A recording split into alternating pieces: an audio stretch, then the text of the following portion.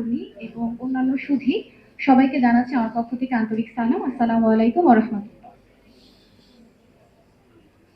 সামাজিক কাঠামোতে পরিবার হলো একটি মূল এবং প্রাথমিক ভিত্তি।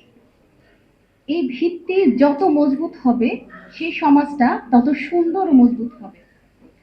আর পারিবারিক কাঠামো মজবুত করতে মূল ভূমিকায় থাকে হচ্ছে একজন নারী। তাই পরিবারে নারীর ভূমিকা অত্যন্ত গুরুত্বপূর্ণ, মর্যাদাপূর্ণ ও বহুমাত্রিক। নারী কেবল শুধুই একজন গৃহিণী নয়, বরং একজন মা, স্ত্রী, মেয়ে ও বোন হিসেবে রাখে তাৎপর্যপূর্ণ ভূমিকা।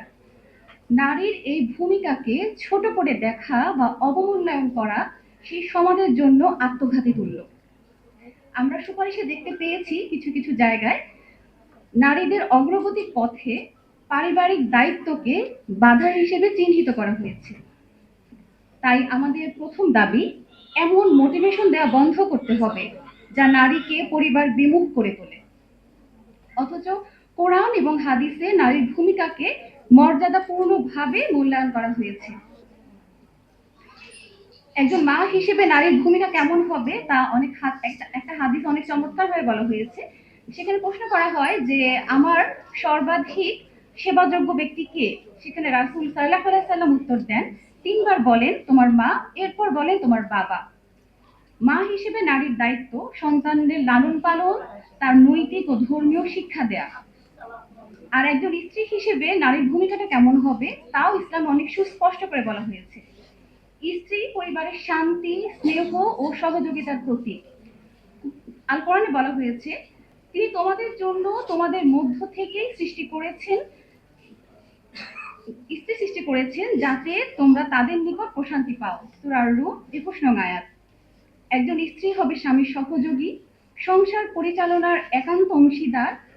ইসলাম স্বামী স্ত্রীর সম্পর্ককে পারস্পরিক দায়িত্ব ও ভালোবাসার ভিত্তিতে গড়ে তুলতে বলে। একজন মেয়ে হিসেবে নারীর ভূমিকা কেমন হবে? কন্যা সন্তানকে ইসলামে বোঝা মনে করা হয় না, বরং রাসূল সাল্লাল্লাহু আলাইহি সাল্লাম বলেছেন, যে ব্যক্তি দুটি কন্যার অভিভাবক হয়ে ধৈর্যের সাথে তাদের লালন পালন করে সে জান্নাতে আমার সঙ্গে থাকে। সহিহ মুসলিম। মেয়ে সন্তানকে শিক্ষা ও যত্ন দিয়ে বড় করা পিতামাতার জন্য সওয়াবের কাজ হিসেবে উল্লেখ করা হয়েছে।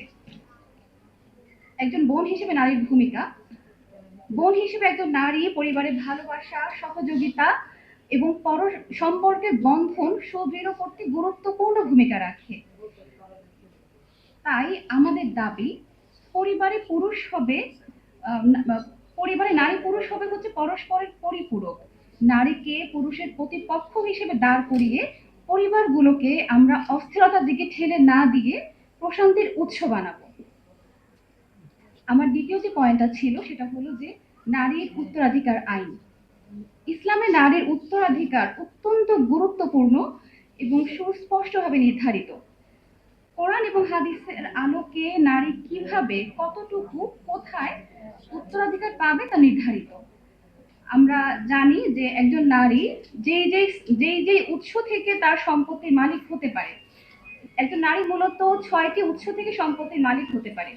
এর মধ্যে প্রথমত হচ্ছে দেনমোহর, দ্বিতীয়ত হচ্ছে পিতার সম্পত্তি, তৃতীয়ত হচ্ছে মাতার সম্পত্তি, চতুর্থ হচ্ছে স্বামীর সম্পত্তি, পঞ্চম পুত্রের সম্পত্তি, আর ষষ্ঠ হচ্ছে নিজের উপার্জিত সম্পদ। এখানে উল্লেখযোগ্য, নিজের উপার্জিত সম্পদ স্বামী বা কাউকে দিতে নারী বাধ্য নয়, অর্থাৎ একজন কর্মজীবী নারী সেই সম্পত্তির পূর্ণ অধিকারী।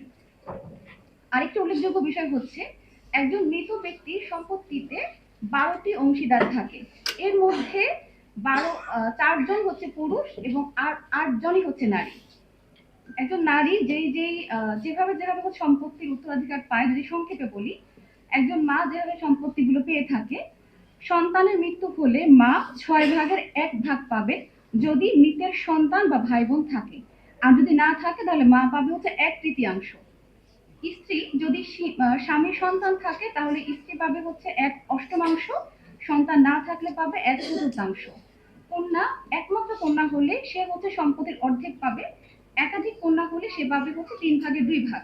ছেলে থাকলে কন্যারা পায় ছেলের অর্ধেক অংশ।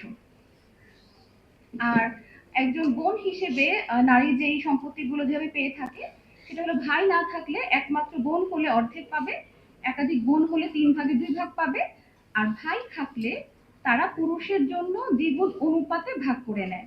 এখানে একটা প্রশ্ন সাধারণত করে আমাদের এই বিধানটাকে প্রশ্নবিদ্ধ করা হয়, পুরুষ কেন দ্বিগুণ সম্পত্তি পাবে। এখানে সূরা নিসার 11 নম্বর আয়াত আল্লাহ বলেছেন, পুরুষের জন্য নারীর তুলনায় দ্বিগুণ অংশ রয়েছে। কিন্তু উল্লেখযোগ্য বিষয়, এটি সব ক্ষেত্রে নয়, বরং নির্দিষ্ট পরিস্থিতিতে, যেমন ছেলে ও মেয়ের মধ্যে উত্তরাধিকার বন্টনে। আর এর পেছনে সুস্পষ্ট যুক্তি রয়েছে। পুরুষ পরিবারের ভরণ পোষণের দায়িত্ব, পুরুষের উপর সাধারণত পরিবারের ভরণ পোষণের দায়িত্ব রয়েছে। এটা এটা হলো খুব উল্লেখযোগ্য একটা বিষয়। 2 নম্বর বিষয় হচ্ছে, নারীর অর্জিত বা উত্তরাধিকার সম্পদ তার ব্যক্তিগত সম্পদ, যা তার নিজের প্রয়োজনে ব্যবহৃত হয়। তাই সব দিক থেকে আসলে নারীরা সম্পদ কিন্তু বেশিই পাচ্ছে। এবং আমরা যদি এখন সম অধিকার বলি, তাহলে এটা নারীদের প্রতি বেইনসাফি করা হবে। বরং নারীরা যদি ইসলামে নির্ধারিত সম্পত্তি যে উত্তরাধিকার আইন আছে সেই অনুযায়ী যদি সে অধিকারগুলো পায়, তাহলে তা নারীর জন্য যথেষ্ট হবে। সবশেষে এটা বলতে চাই যে নারীর অর্থনৈতিক অধিকার প্রতিষ্ঠার জন্য নতুন কোনো নীতির প্রয়োজন নেই, বরং ইসলামে নারীর অধিকার সুস্পষ্ট। আমাদের চেষ্টা এবং আমাদের দাবি থাকবে এবং আমাদের চেষ্টা থাকা উচিত ইসলাম প্রদত্ত নারীর অধিকার সমূহ সম্পর্কে সবার মাঝে, বিশেষ করে নারীদের মাঝেই সচেতনতা তৈরি করা এবং এই অধিকার প্রতিষ্ঠিত না হওয়া পর্যন্ত চেষ্টা চালিয়ে যাওয়া। সবাইকে ধন্যবাদ। আসসালামু আলাইকুম ওয়া রাহমাতুল্লাহ।